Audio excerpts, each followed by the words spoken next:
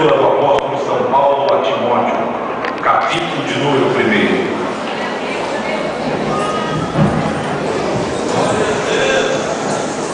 Versículo de número 1 ainda está escrito assim: Paulo, apóstolo de Jesus Cristo, segundo o mandado de Deus, nosso Salvador, e do Senhor Jesus Cristo, esperança nossa, glória a Deus. Santos eleitos de Deus, povo do Senhor reunido e presente aqui nesta noite, todos nós sabemos, entendemos e conseguimos aceitar que estamos vivendo em dias de crises, queridos.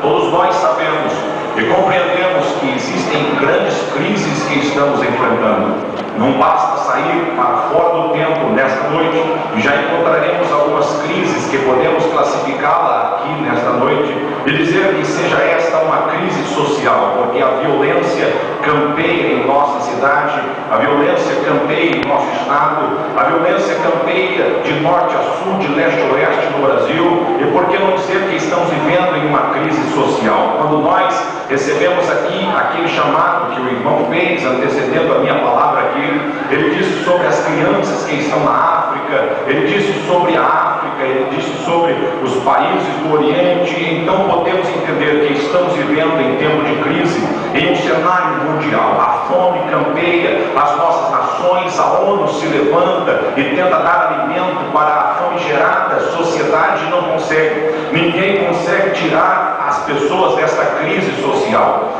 Por que não dizer a AIDS que se avoluma, se agiganta, os índices catastróficos e alarmantes têm tomado conta dos nossos noticiários, dos nossos jornais, e a gente fica muito sensível dizendo: Senhor, o que é que está acontecendo? Estamos vivendo em tempos de crises sociais. Santo de Deus, por que não dizer que as crises sociais só são alguns reflexos de uma crise chamada crise econômica? O nosso país enfrenta, como os irmãos sabem, como os irmãos entendem, uma crise econômica muito gigante. O governo, por falar em governo, a gente entra dentro de uma outra crise. O governo maquiou a economia e hoje a gente pensa ter, mas não temos. A gente pensa conseguir, mas não conseguimos. Vivemos em uma crise muito social, vivemos uma crise muito financeira, economicamente, por que não dizer que estamos falindo? O mundo está assim agora. Recentemente estivemos nos Estados Unidos da América e lá chegando pensávamos que iria encontrar grandes portentosidades como país e como recepção, mas não. A história registra que os Estados Unidos da América nunca passou por tantas crises econômicas como está passando. O ramo imobiliário quebrou o país, estão vivendo em um tempo de crise. O que não dizer no nosso país? Há muitos irmãos que vivem no Nordeste do nosso país que não têm sequer um alimento para comer durante o dia, vivem famigerados com a fome, vivem com dificuldades financeiras. A gente tem que ajudar, a gente tem que levar alimento, levar mantimento, levar roupa, porque estamos vivendo em uma crise econômica muito grande. O que não dizer da instabilidade do nosso país, querido? É incrível, aumenta o índice da taxa da Bolsa de Valores dos Estados Unidos da América, sobe o preço do arroz aqui no Brasil. Aumenta o índice da Dow Jones nos Estados Unidos, em Nova York, aumenta o preço da carne moída. E o que dizer? Estamos vivendo em uma crise econômica. Por que não dizer que estamos vivendo também uma crise governamental? Há quem diga que o lixo brasiliense tem cheirado mal às nossas narinas. E eu assevero e assino isso porque muitos homens com pseudo-santidade, com alvez na vida, eles estão degladiando-se no Planalto. O nosso governo, quando incita que os homens e as mulheres desse período carnavalesco que passamos usem preservativos, isso é crise governamental. O nosso Senhor Jesus nunca nos prometeu felicidade, abundância, que Ele disse: no mundo tereis aflições, mas a minha vida enche-se de gozo quando eu leio: mas tem de bom ânimo, eu, Senhor, venci o mundo, glória ao nome do Senhor. E vivendo nessas crises, meus queridos e amados irmãos, nós entendemos e conseguimos aceitar também que estamos vivendo em crises espirituais. O que não dizer de templos, igrejas, suntuosidades que aparecem, mas a glória de Deus está longe, está obscurecida, está obsoleta, aonde muitas de nossas denominações não se ouve um barulho de glória a Deus. Deus e aleluia. Quando eu me lembro que eu ainda era pequeno, na infantilidade da minha fé, lá em Dayatuba, o pastor começava a cantar o hino 15 da harpa, a glória de Deus enchia a casa, você vê os crentes chorando, falando em mistérios com Deus. O que está acontecendo? Estamos vivendo em um tempo de crise espiritual. Muitas pessoas estão tentando sair dessas crises, muitas pessoas estão tentando encontrar a saída para essas crises, mas não encontram, porque estão procurando em lugares errados, estão procurando em lugares que não traz esperança, não traz vida. Mas eu asseguro que nessa noite, pelo poder do sangue de Jesus, o Todo-Poderoso, nós iremos sair da crise aqui hoje. Por quê? Porque nós estamos na presença de Jesus, a esperança da igreja. Glória ao nome do Senhor. Todos nós que estamos aqui estamos inseridos em algum tipo de crise, irmãos. Todos nós que estamos aqui, por mais rico que você seja, por mais afamado, por mais abastado que você seja, você está colocado em uma crise. E graças a Deus que você vem procurar a saída dessas suas crises na igreja, porque a esperança da igreja, não diz a Bíblia, mas diz a harpa no hino 300, nossa esperança é a sua vinda. O Rei dos Reis vem nos buscar. Nós aguardamos Jesus ainda, é a luz da manhã raiar. Glória a Deus. Você vem procurar a saída da crise na casa do Senhor. Eu glorifico a Deus pela sua vida e fico feliz, mas estamos vivendo em tempos de crises fora também, queridos, e não podemos deixar com que as pessoas venham à casa do Senhor e não encontrem a saída para as suas crises. Eu posso afirmar com a veemência da palavra de Deus que o Senhor Jesus Cristo é o Senhor que tira a pessoa da crise, é o Senhor que tira a pessoa do claustro em que ela está vivendo. Nos diz a Bíblia Sagrada que Jesus caminhava em direção a Jerusalém, e no caminho ele foi surpreendido por uma grande multidão, e essa grande multidão não estava alegre como ele, não estava feliz como ele, mas estava triste e chorosa. Aquela multidão levava um cortejo fúnebre ao cemitério, aquela multidão levava um cortejo fúnebre saindo da cidade de Naim. A Bíblia Sagrada nos informa que aquela mãe que estava levando o seu filho no caixão, ela convulsionadamente chorava. O Senhor Jesus parou o cortejo fúnebre e gritou lá para ela: não chores, mulher. Sabe uma coisa? Você pode até estar enterrando o seu filho com problema na sua casa, problema na sua família, problema no emprego, problema na faculdade, problema na escola, mas o Senhor Jesus me trouxe aqui nesta noite para te dizer: não chores, existe esperança para a tua vida. Oh glória, oh glória, oh glória. Quantos têm essa esperança aqui nesta noite? Quantos têm essa esperança aqui nesta noite?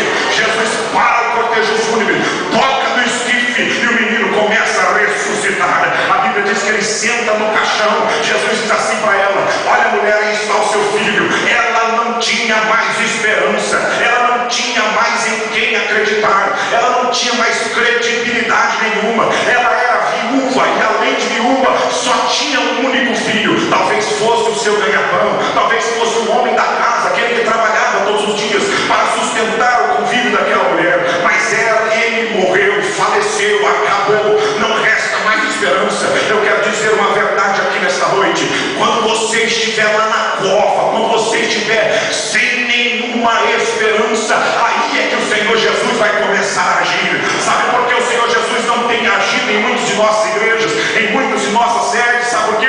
Porque nós temos ainda a última esperança. O Senhor Jesus, ele não é a última esperança, ele é a última mesmo. Quando não tem mais nem a última esperança, ele é aquele que se apresenta para nos dar a vitória.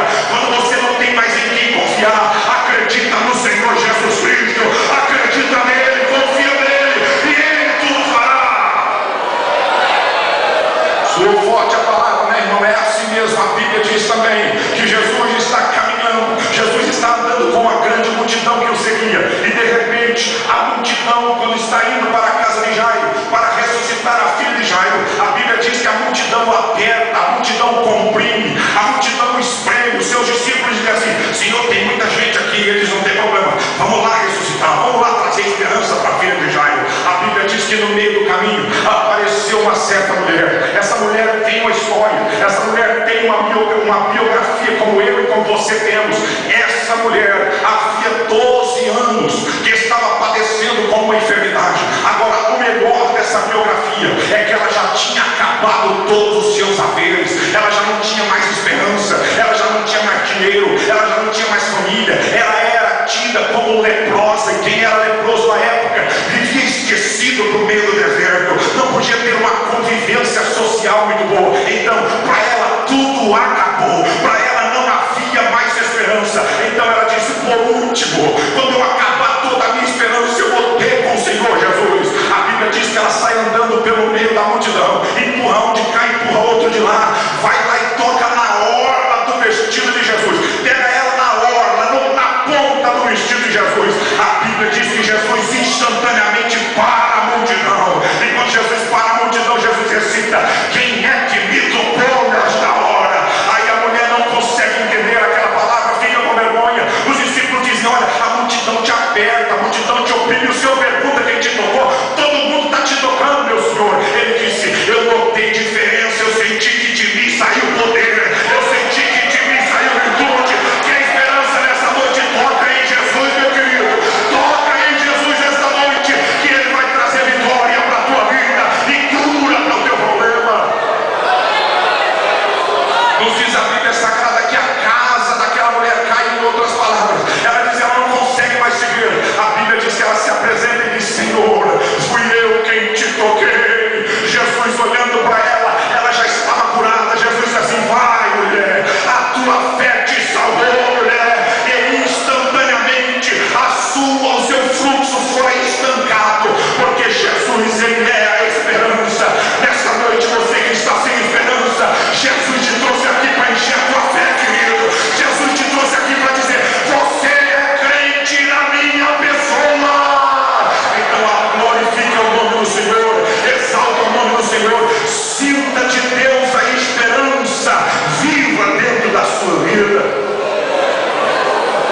Géser, é isso, querido. Jesus é a esperança para o mundo em Cristo. Mas para mim não dá, família com problema, nome no SPC, no Serasa, eu estou todo enrolado com essa vida, para mim acabou, nem o Senhor Jesus pode fazer.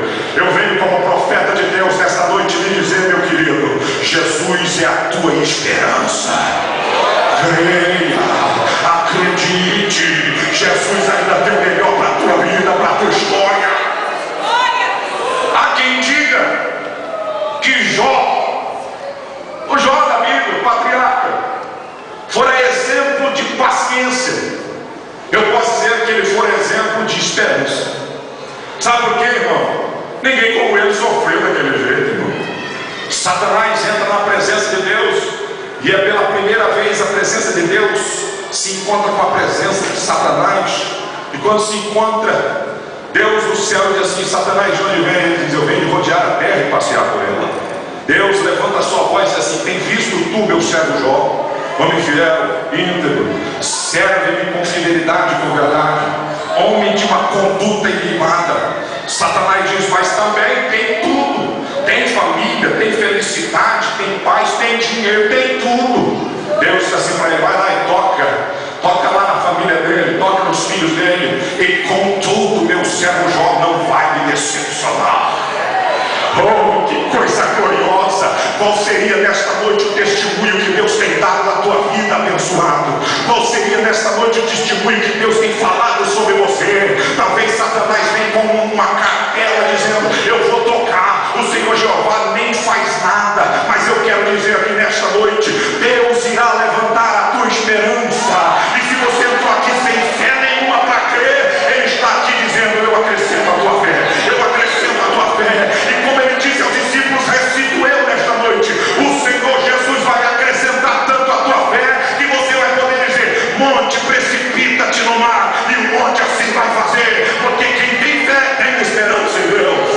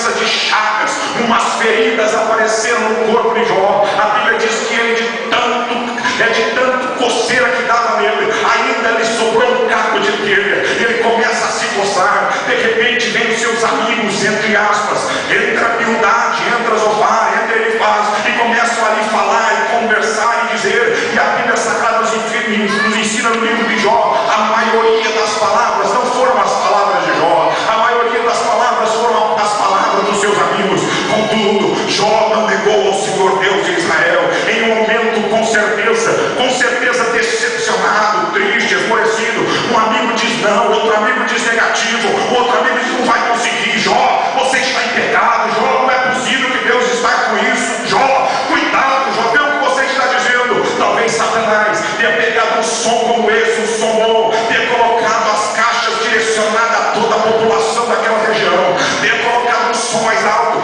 tenha colocado um microfone na mão de Jó e tenha dito: Jó, vai, chegou a tua vez, amaldiçoa o teu Deus. Jó abre a sua boca e diz: eu sei que o meu Redentor vive e por fim se levantar sobre esta terra. Deus está aqui aumentando a tua esperança. Oh Jó, você não vai morrer. Jeová vai trazer esperança para a tua vida. Acredita, creia e glorifica o nome do Senhor.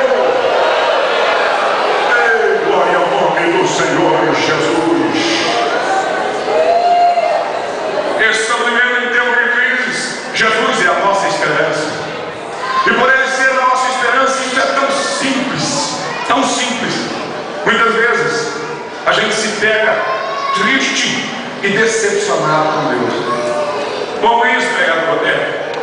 A Bíblia Sagrada nos diz que Jesus, depois de ter ressuscitado dentre os mortos, com poder e com autoridade, ele era peculiar com o Filho de Deus.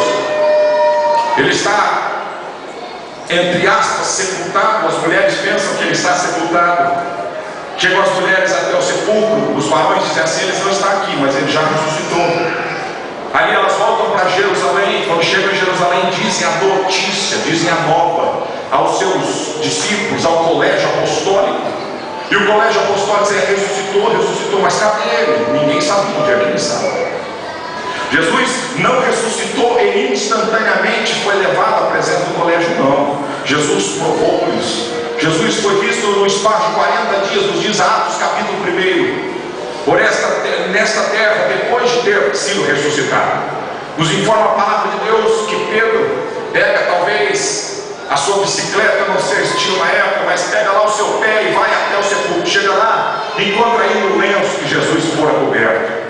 A igreja que vocês conhecem, dizem que é o santo sudário, mas eu não acredito ser, porque com o tempo, com o período, com as estações, com a idade, aquele pano já era para estar esfacelado, já não era para existir mais nada.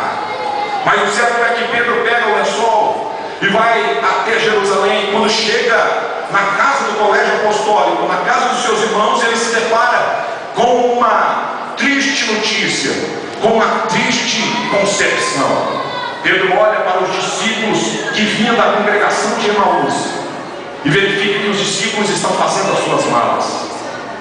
Talvez a conversa ali seja: mas por que vocês vão embora? Porque faliu todo o nosso interesse por esse Cristo, faliu todo o nosso interesse por este Salvador. Fizemos a congregação em Emaús, conversando com os irmãos, fizemos a igreja lá, e agora esse Cristo morre e acaba tudo. Como é que nós iremos pregar lá novamente? Como é que nós iremos profetizar lá novamente em nome desse Cristo? Talvez eles já tivessem marcado até um culto para o Senhor Jesus ir lá em Emaús. A Bíblia não diz que Jesus chegou em Emaús. A Bíblia diz que os discípulos estavam lá fazendo a obra do Senhor. E porque eram discípulos, a Bíblia nos informa que eles pegam as suas malas e voltam para o lugar de origem. Só que o meu Deus, Ele não decepciona ninguém. O meu Deus, Ele nunca deixa ninguém sem esperança. E eu falo isso debaixo da autoridade do nome de Jesus. Você que está decepcionado com Deus, essa semana mesmo disse: Deus, o Senhor me iludiu. Deus não ilude a seu ninguém. Deus não ilude a tua vida. Se Deus te mandou, pode ir. Jeová, se me marche.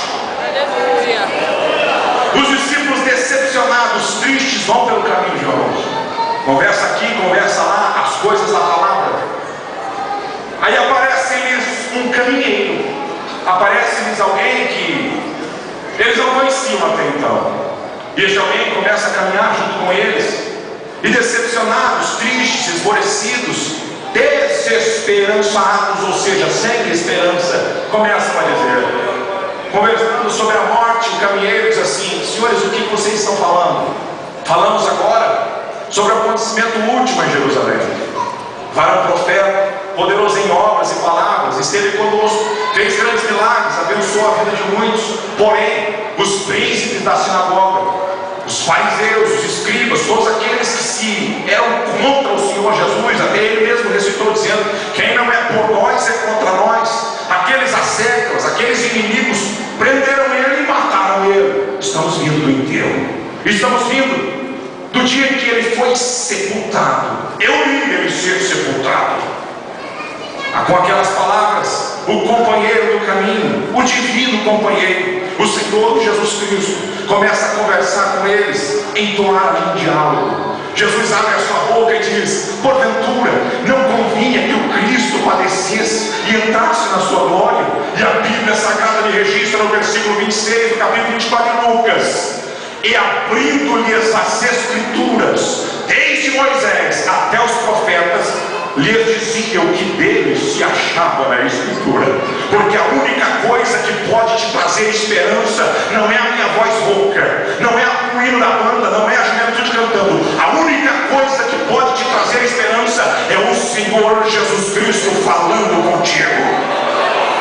Diz a Bíblia que ele começa a recitar o que dele se achava. Eu não sei qual foi a mensagem, mas dá até para a gente entender que Cristo tratou de uma cristofania. Cristo disse: eu fui a pedra que Moisés feriu lá em Meribá. Eu também fui a pedra que Davi colocou na funda para acertar a cabeça do gigante. Eu também fui aquele anjo que apareceu a Manoá, que eu disse para ele que eu era o maravilhoso. Talvez Jesus tenha dito: eu fui aquele quarto homem que apareceu na fornalha. Talvez Cristo tenha dito: olha, eu fui a mão que escreveu na parede no reinado de Abril. Eu fui tanta coisa no Antigo Testamento, porque Cristo não podia dizer que era ele. E recitando aquelas palavras, a Bíblia Sagrada nos diz que eles chegam à aldeia de Emaús. E quando chegam à aldeia de Emaús, o amigo do caminho já conseguiu conquistar o coração deles. E a Bíblia nos informa que, como gentlemen e como hospitaleiros, eles começam a dizer: fica conosco, porque já se aproxima a noite. O dia já vem, fica conosco, companheiro. Jesus não se faz de arrogado. Quando alguém abre o coração da sua casa e diz: entra, meu Senhor, ele entra mesmo. Ainda mais se for para comer pão, glória a Deus. Ele entra na casa dos discípulos, e quando chega na casa dos discípulos, cumprimenta ali a sua família, os meninos, as crianças, a esposa de Cleopas, a esposa do outro discípulo que a Bíblia não registra o nome. E a Bíblia nos informa que Jesus senta à mesa, e quando senta à mesa, lá está o pão que o significava. Ele disse um dia: eu sou o pão da vida, glória a Deus. Ele pega o pão, dá graça ao Pai, reparte e desaparece, trazendo esperança.